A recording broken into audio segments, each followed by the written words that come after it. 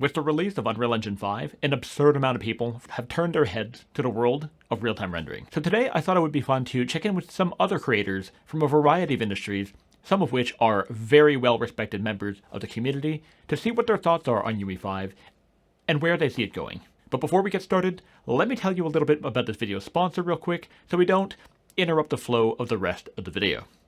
So a big thank you to Skillshare for sponsoring this video. Skillshare is an online learning platform you can use to find thousands of inspiring, high-quality classes in order to learn pretty much any skill you want, whether you're thinking of a career change or if you just want to pick up a new hobby.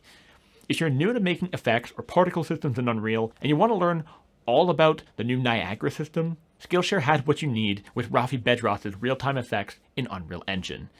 Now, as for me, I can't hear much and I really can't trust my ears when it comes to recording and producing audio for these videos. But Skillshare was great to be a part of because Thomas George's class on audio production for recording better audio helped me understand what it is I'm doing and how to improve the audio quality of my footage. Skillshare classes are curated, they're ad-free, new classes come out every week, and even if English is not your first language, subtitles in Spanish, French, Portuguese, and German are available. The first 1,000 people to use the link down below or my code, William Faucher, will get a 1-month free trial of Skillshare so you can start learning right now. Alright, now let's see what everyone else has to say. What up, Winbush here, and I want to thank William for having me on his YouTube channel. For those that don't know, my name is Jonathan Winbush. I'm a motion graphics artist working in Southern California. I've worked on movies such as Iron Man, Fantastic Four, I've worked on Deadliest Catch, Transformers, etc., etc.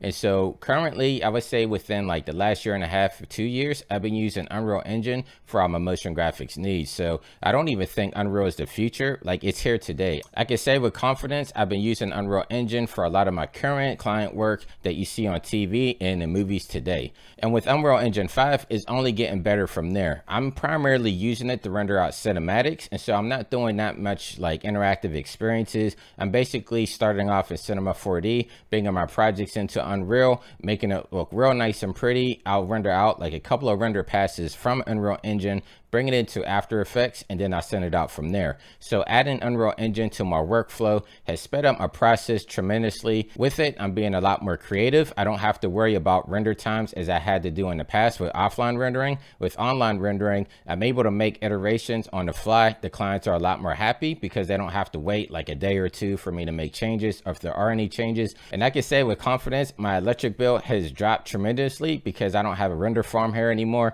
I'm just using one 2080 Ti with a Threadripper CPU, and I'm good to go. So once again, my name is Jonathan Winbush. I want to thank William for having me on his channel, and until next time, stay fresh, keep creating, and I'll catch you guys on the flip side. Thank you guys again. Take care.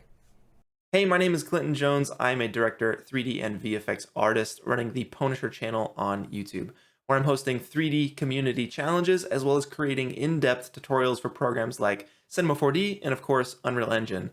The thing that got me so excited about 3D back in 2007 when I first started was the thought that if I could see it in my head, if I could picture it, and granted I knew how to use the program, then I could create literally anything I wanted. And that has me so excited, still today has me so excited, and I think Unreal Engine captures that perfectly. Based off of its real-time capabilities, you're able to pull from the Quixel Megascans library and just start moving pieces around and creating the worlds that you see in your head. You'd be surprised too with the amount of assets that you can populate a scene with and still maintain that real-time feedback. I feel like a kid again with my Legos, building worlds that I actually want to be in. I also think Unreal Engine is going to have a huge part in building Web 3.0. Based off the idea that we're going to see a lot of artists creating really cool worlds, really cool environments and landscapes that you're going to want to be a part of and actually be in with a VR headset, which will take it to the next level. And of course, you have Unreal Engine being used in cinema with the virtual wall and whatnot. But in the meantime, I'm having so much fun creating real-time atmospheric environments using Unreal Engine and can't wait to see what the future brings. Hi everyone, I'm Aspland and I'm an 18-year-old game dev using Unreal Engine. My main use of the engine are making games, doing freelance work, and also teaching other people how to use the engine via tutorials on my YouTube channel. I think Unreal Engine 5 is going to be a huge game changer for the industry in so many different ways. Epic Games have opened countless doors to ordinary folk like you and me. We've got Lumen, Nanite, MetaHuman, and Wild Partition just to name a few. It's now possible to create hyper-realistic environments with just as realistic people inside of them. The development of next-gen media has really been open to the masses. I think we're really about to see creativity fly within the indie world, and even within bigger companies as well. For example, Disney is already using Unreal Engine 5 for a lot of their work. And I know for a fact it's definitely going to change up how I do my work massively. There's a lot more we can all do now.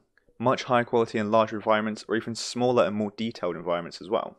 So make sure to share in the comments down below how you think Unreal Engine 5 is going to shake up your workflow within the industry and within Unreal, making your games, media, TV, film, whatever it is that you decide to do within the engine, because again, you can do countless things in this. But I don't want to ramble on too much, so I'll just summarise my main points here.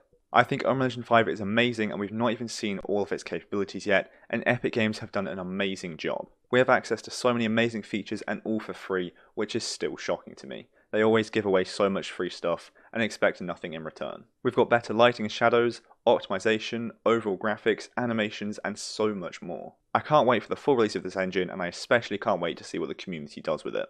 I also just want to say a big thank you to William for putting this video together. I love this idea, and thank you so much for having me on.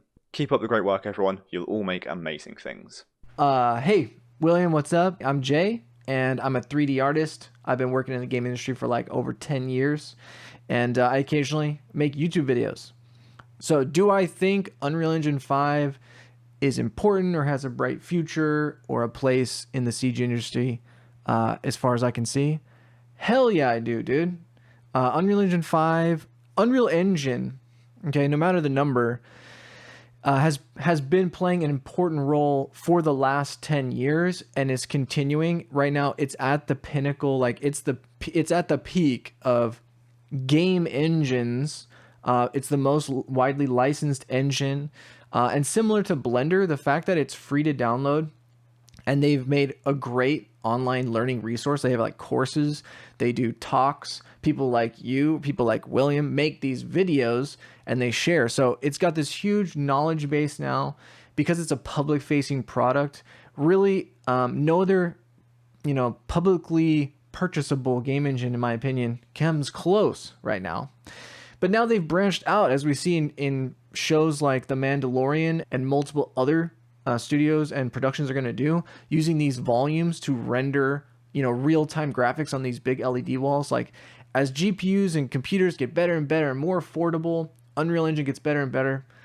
It's going to be more and more important in not just the game world, but we have the metaverse stuff brewing. We have TV shows, movies. Like the future is so bright for any kind of aspect, any kind of interest that you are related to the entertainment field, whether you're an artist or animator, rendering person, tech person. I mean, it's really the golden age.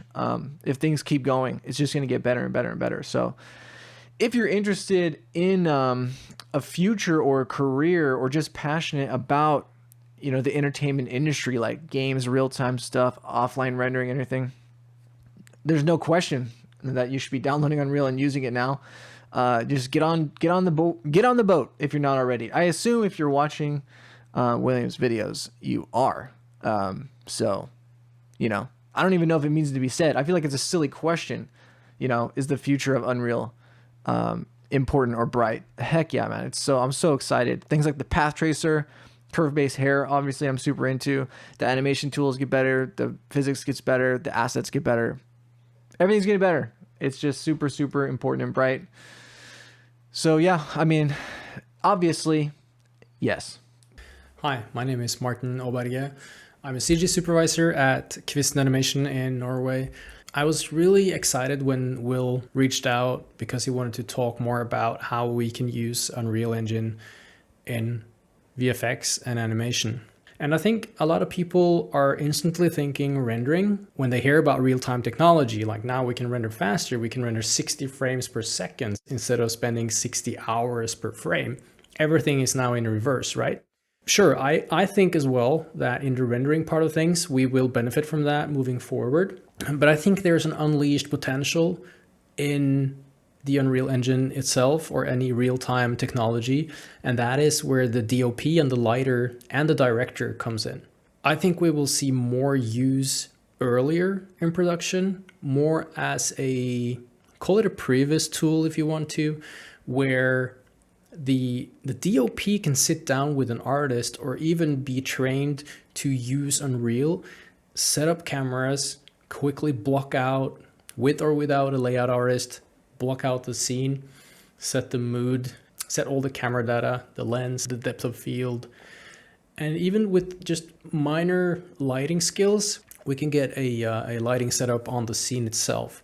And I think that moving forward, if we have a really solid foundation before we even start animation, we can have animators animate their shots while seeing how stuff will look in the end, or close to how it will look in the end while animating. There will always be a side note. Is there a use for real-time technology on this project? And if so, which part of real-time technology? Is it the rendering part, or is it the previous part? Is it as a collaboration tool for all the artists? No matter what it is, I think the future of real-time computing is really interesting. Thanks for having me, Will. Let's make more real-time projects together in the future. Hello there! I'm Péter Csikász, a freelancer 3D artist who runs the Loacher Films YouTube channel. I'm looking forward to experimenting with the new features that come with Unreal 5, such as Lumen or Nanite. I hope to add previously unseen geometric detail to my films using Nanite, and I'm looking forward to complementing that with the new lighting systems that come with Lumen. Two other areas that I'm looking forward to and I hope we see more of are volumetrics and fluid simulations. And seeing some of the tech demos that were released by the talented folks over at Epic, I'm sure they've got something good cooking up for us and I can't wait to see it. And it goes without saying, I'm looking forward to watching the Unreal community evolve with the release of UE5 and seeing all the mind-blowing things we create. I'll see you around. Unreal Engine 5 is not hard, nor it's easy. It's just massive because there is so much you can do with it. What excites me the most about UE5 is that almost anyone can pick up the engine, learn from our Unreal community what they want to learn in a span of couple of weeks, create something epic, then keep on creating and learning for years to come. That's exciting because the more people learn the engine, the more use case scenarios we will see, the more opportunities we will see, therefore creating success for everyone. It's one of these tools that make our skills universal and applicable across many industries. You are no longer stuck in one job or one type of projects. You can always follow your passion. I think Unreal Engine 5 is a big deal thanks to new technologies like Lumen and Nanite. The technical barriers are fading away, and this what makes me think UE5 is a big deal. For someone coming from the visualization industry, I think this is like having a time machine and superpowers. If we can create things faster, we can learn faster. At VR Division, we plan on using the engine to visualize tomorrow before we build it and help businesses enter the metaverse, and also showing everyone how to do exactly that. This was your boy Jahiya. Stay hydrated. Cheers. Hey everybody, my name is Manuel Rondon and I'm the one who runs the MR3D Dev channel. Lately I've been doing some works with virtual production which require high quality because we're trying to mimic real world backgrounds. I've also been doing some animated shorts on my channel, and for that I sometimes need to get close to the objects. Normal maps and displacement maps can only take you so far. There's nothing like real geometry on your meshes. And now with Nanite and Unreal Engine 5, I can bring the highest poly meshes so I can get that real geometry in there to get the most realism possible. And it won't matter whether I'm far or I'm close because of Nanite and Unreal Engine 5. Now, as for myself, as you all know, I am a big fan of Unreal. That goes without saying. And I think Nanite and Lumen, allowing basically infinite poly count and real-time global illumination, combined with an impressive library of Megascans assets, this all makes UE5 a very appealing package for creators, allowing you to create entire worlds in mere hours. As a result, Unreal is also the main workhorse on virtual production sets like The Mandalorian and The Batman, but where I see Unreal Engine really shine is previs and pre-production. Previs is a way to preview character and camera animation to help with planning the shots of a film before finalizing the look in post-production. Now, traditionally, previs was often done in Maya with the help of quick Lambert-shaded playblasts, which was great because it was blazing fast to render out, nearly immediate, but the downside is it looks really bad.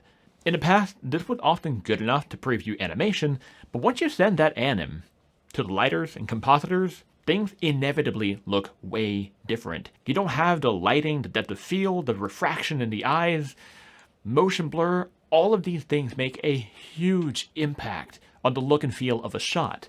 So Playblast are not great for giving you an accurate preview of what to expect. But in Unreal, you get that speed of rendering, but with better lighting. You get the depth of field preview, proper shaders. This helps everyone on the team, from pre-production to post-production, the DOP, the film directors, the art directors, the VFX teams, everyone. Now, to be clear, I see a lot of people say that UE5 is going to replace Arnold or V-Ray or Redshift, and I'm going to stop you right there. No, it's not. I am not deluding myself by thinking that UE5 is here to replace any offline renderer. They are completely different tools used for completely different purposes. And while UE5 is amazing at what it does not and cannot replace a traditional offline renderer in its current state.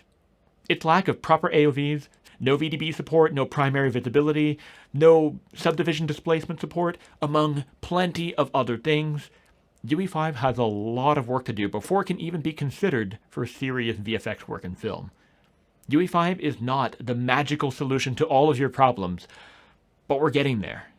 Slowly, but surely, I do believe that is eventually Epic's goal, to bring the necessary feature sets that VFX productions need into Unreal Engine. So that's it for me, guys. A big thank you to all the creators who appeared in this video. I really appreciate you taking the time to contribute. And thank you for watching. I hope you found this video enlightening. And if you want to see more Unreal Engine tutorials, be sure to subscribe because I have a whole lot more coming real soon. So stay tuned, and I'll see you next time. Have turned our head to the world of real... I think Unreal Engine 5. And that is where the DOP and the lighter and the director come in. All right, dude. Sorry if I went long there. Hopefully you can use something there. If not, dude, hit me up. I can just, I can just record this again. No biggie.